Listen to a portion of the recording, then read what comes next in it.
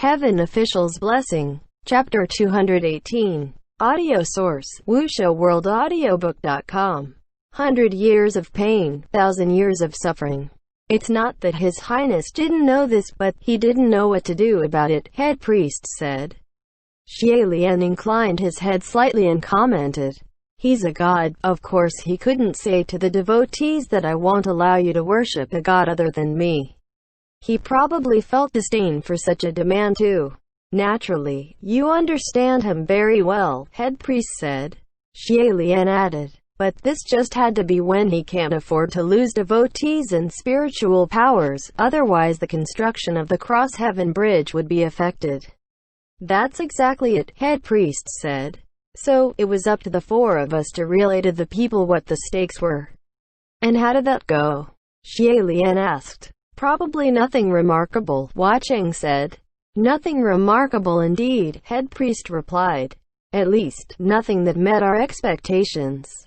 A part of the people worried the construction of the bridge might fall apart and returned, but there was a larger part of the people who thought instead His Highness was being domineering. Their prayers were not fulfilled, so it couldn't be helped that they turned around to worship other gods that could fulfill their wishes. They were free devotees, they could believe in whatever they wanted to believe. It's all more than natural. It wasn't that he didn't want to please everyone, it's just he really was." Xie Lian sighed and whispered, "He had the heart but not the strength." Head priest continued, "After His Highness learned of this, he stopped us, and said if they wanted to go then let them go.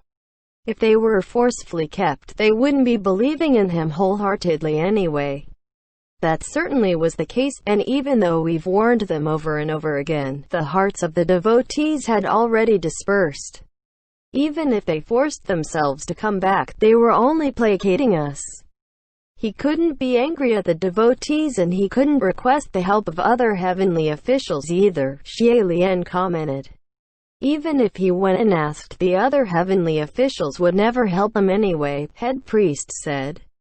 If they were actually willing to give a hand, then they wouldn't have opposed this in the first place, and they wouldn't have taken advantage of the opportunity to lure away his devotees later either. His Highness became more and more silent and closed up, using his own powers to construct that bridge and supported it up. I watched him every day, and while he said nothing, but I could tell just how much he suffered inside. And this suffering could only be borne by him on his own. No matter how much the four of us wanted to help him, we couldn't lighten his burden. Finally, after enduring arduously for 3 years, the volcano was about to erupt. The moment the news broke out, the people fought to swarm the bridge, and the four of us directed the hustling crowd while worrying over His Highness, who was supporting this up all by himself. Head priest sighed. In the past we would never have worried he wouldn't be able to do anything, but at that time, we actually started worrying. At first, the bridge was still considerably stable. However, when the swarming crowd grew and grew, the time it took to support the bridge became longer and longer, and His Highness' hands started shaking, his face also growing paler and paler. No one else could see, only we could see. I sensed things weren't right and told the people to please wait a moment, to give him a little bit of time. And not to swarm towards him all at once, just let him catch a breath, he will definitely save all of you. But the volcano was about to erupt, lives were in danger, and no one was willing to wait. They all rushed onto the bridge like mad, some were even trampled to death, and we couldn't hold them back at all. In the end, what we feared the most still happened. During those 3 years, because we kept losing devotees, His Highness' spiritual powers were no longer as strong as before. As over hundreds of thousands of people swarmed that bridge, celebrating their salvation, and was just cheerfully walking towards the heaven realm, the bridge collapsed. Xie Lian's breathing hitched. Head priest continued, "The heavenly rainbow was ripped, and millions of people, a dense and crammed crowd, suddenly dropped from the sky in an instant, wailing and screaming heart-wrenchingly as they fell into a sea of fire, and burnt to ashes right before the eyes of His Highness. I was completely stupefied at the time, and didn't dare to look at His Highness' face at all. The bridge couldn't be repaired, the people couldn't be pulled up, and the fires couldn't be extinguished. There was no way to help at all. And there were many more who hadn't yet climbed onto the bridge. They were entombed by lava, sealed by flying ashes, screeching, wailing, cursing. That scene was truly too horrible. I had never seen anything as horrid since. Xie Lian tried to imagine it for a bit and his heart chilled. Head priest continued his tale. The bridge collapsed. The people of Wuyang also went mad. They set fires to burn down His Highness' temples, toppled his divine statues, used blades to pierce his heart until it was mush, cursing that he was a useless creature, a bullshit god. He was a god, and gods should have been mighty and strong. Gods couldn't fail, but he did fail, and so, he could no longer be positioned above. The heavenly officials in the heaven realm had long been waiting for this moment. They said, "We already told you long before that this endeavor was impossible. You've caused a huge problem, so now we have to ask you to leave and go back down below." And His Highness asked a very foolish question. He asked, "Why didn't any of you help me?" Why would anyone help for no good reason? Besides, if they allow him to successfully pass this enormous calamity for the Wuyang kingdom, then wouldn't he never again have a match in the heaven realm? So, that was a very foolish question. Imagine he knew this, yet he still asked. Of course no one answered him, and His Highness was banished. He had fallen back to the mortal realm, no longer a god, and no longer a crown prince. We followed him and we all told him, "You can definitely ascend again," and so, he began cultivating anew. But, it was much too difficult. I'm sure you understand. Of course Xie Lian understood. The higher one stood, the harder one fell. After falling from the heavens back to the mortal realm, what awaited him would be endless coldness and maliciousness. Head priest continued. The volcano was still blowing, and the Wuyang kingdom had fallen into a crisis it never had before in history. Refugees, riots, the disorders were incessant, and everyone was at the end of their wits, and their attitude toward His Highness had changed completely, entirely different than before. Even then, His Highness still wanted to help them. However, another thing just had to happen right then. Many other heavenly officials began to show their graces. Even though they weren't willing to prevent the volcano from erupting, but they were quite happy to grant little blessings, deliver a bit of medicine and food, or something. Since at this time His Highness was already banished, what he could do of course couldn't be compared to those heavenly officials at all. It was as if the people of Wuyang suddenly grabbed onto a lifeline, their parents reborn, and the devotees were lost even faster. Though in truth there weren't that many left anyway. All the praises and adoration for His Highness from before were all given away to the other heavenly officials without fault, and what was left behind for him was only hate and rejection. Head priest closed his eyes. At the time, we really felt betrayed, that everything was so unfair. Those heavenly officials clearly didn't give them that much, and only made appearances after the disaster was over. His Highness was the one who did the most. He gave it his all, and he should have been successful too. It was just one more step. Why, in the end, it was he who was fallen. Why was the one who had given the most ignored, and those who'd only given a little were praised and thanked? That was also the time when my thinking began to change. I couldn't help but think, if His Highness had chosen to pretend never to have foreseen the future in his dreams from the start, and chose to sit back and observe under the belief that this is fate, the gods can do naught, and only granted blessings after the volcano erupted like the other heavenly officials, then surely the people would also be crying tears of gratitude for him. Hua Cheng said flatly, "Have you only thought that then? You should have thought that from the beginning. Slicing off a piece of flesh to save one person, the person would be grateful. But the more that's sliced, the more the person would demand, and in the end, even if all is sliced to nothing but bones, the person would still not be satisfied." I didn't dare to tell him any of these thoughts, head priest said. But His Highness was becoming more and more somber, and I couldn't tell what he was thinking, if he had thought the same things. Day after day, the volcano was still blowing unceasingly, and all of the Wu Yang kingdom was sunken in terror, unable to escape. No one knew how to make it stop, to end this nightmare. One day, His Highness suddenly said to us, he found a way to make the volcano stop.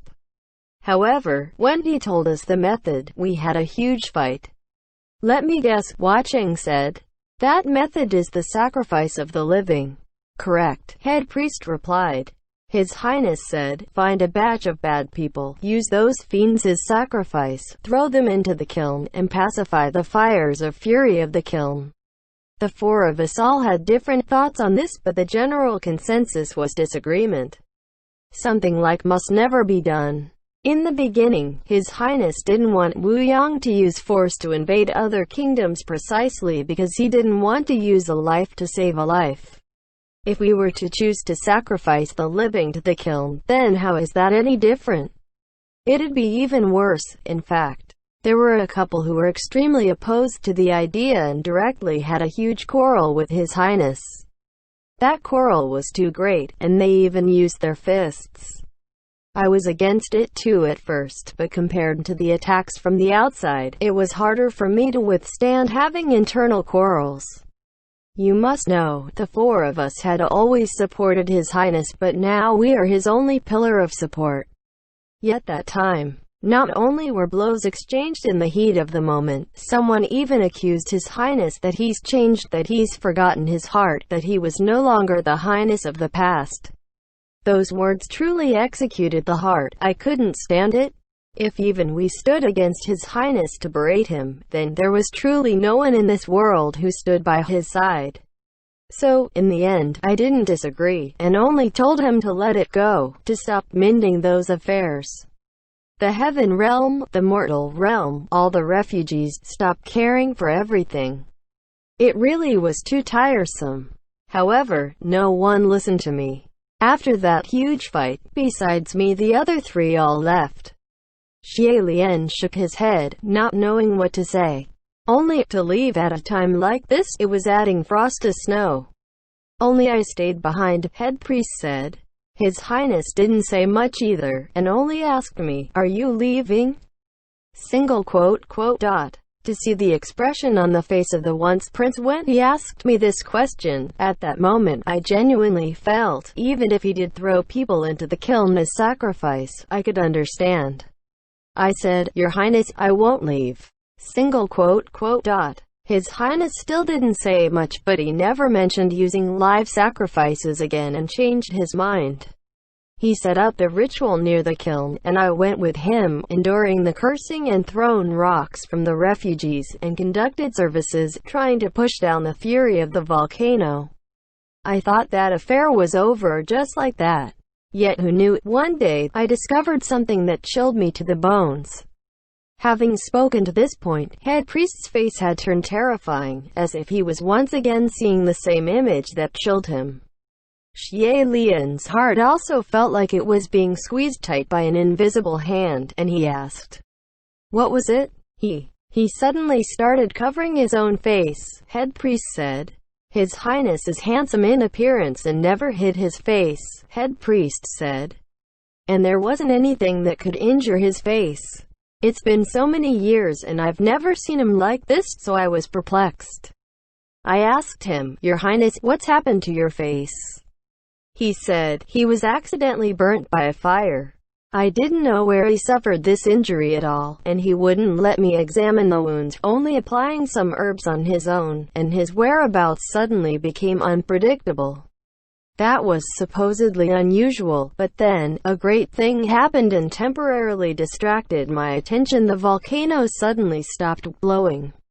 The kiln returned to its dead silence and gradually calmed, and for a long time it stopped blowing.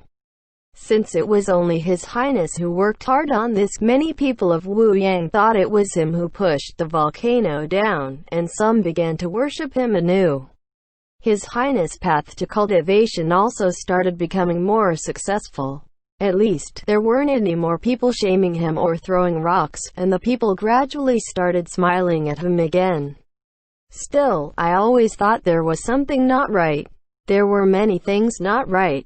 While my three friends all had different personalities, but I at least know them, and know they wouldn't have really just left like that without care. Even if they were really angry against His Highness, they wouldn't be angry with me too, and at the very least, they wouldn't have stopped all communication with me. What was the most unusual was His Highness' face. He kept using something to cover his own face. At first it was rags and mantles. Later, he started wearing a mask, and wouldn't remove it for any reason. At the time, I even suspected whether if this person was even His Highness and was instead actually an impersonator, because the way he spoke and acted, even his personality had completely changed. Sometimes kind of endearing, sometimes abruptly enraged. There was once when he was in the house by himself, he smashed all the mirrors. Who knows where the blood was flowing from, but everything was bloody. What was even more horrifying was I'd often hear strange voices. What voices? Xie Lian asked. Sometimes deep in the night, there would be human voices coming from His Highness' room, like a few people were whispering and arguing. But when I'd go in to check, there was only him inside the room. After this happened a few times, His Highness stopped allowing me into his room. One night, I heard those strange voices again, and this time, I noticed they sounded like the voices of my three friends. I really couldn't hold back anymore, and thought, could they have perhaps snuck back? Why would they hide this from me? So, I got up and ran into His Highness' room. What was strange was there really was no one else inside the room, and there was only His Highness lying on the bed, his mask still unremoved. I then stood there and listened for a moment, and heard those voices again, and they seemed to have been coming from His Highness. Or more accurately, it was coming from under his mask. I slowly walked to His Highness' bedside, and the closer I got the more I was certain that the voices really were coming from underneath the mask. Was His Highness sleep-talking? Could he have missed his friends too much that he'd learned their voices in his dreams? I hesitated for a long time, and in that time His Highness had never moved. I figure he was asleep, so I gently and lightly took off the mask on his face, then saw something. Inconcealable terror flowed from head priest's eyes. He said, I saw my three friends. The ones talking wasn't His Highness, it was them.